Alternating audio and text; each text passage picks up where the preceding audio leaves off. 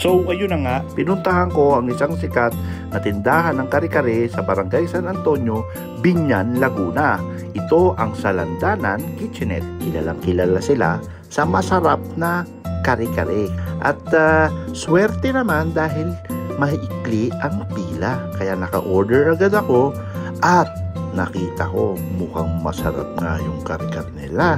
Malapot yung salsa, tapos yung laman na pagpipilian mo, talagang lechon ang kasama.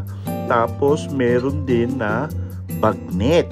So ang in-order ko, isang kare-kare with lechon at isang kare-kare with bagnet.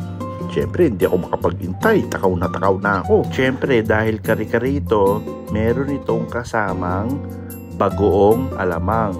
Pero alam nyo ba, hindi ako pwede sa bagoong kasi may allergies ako sa bagoong eh. Pero kinuha ko na rin kasi binigay naman ni ate yan. Libre naman yan, kasama yan eh. Kaya nung nakuha ko na yan, ayan na. Abangan nyo ang full review ko sa susunod na video.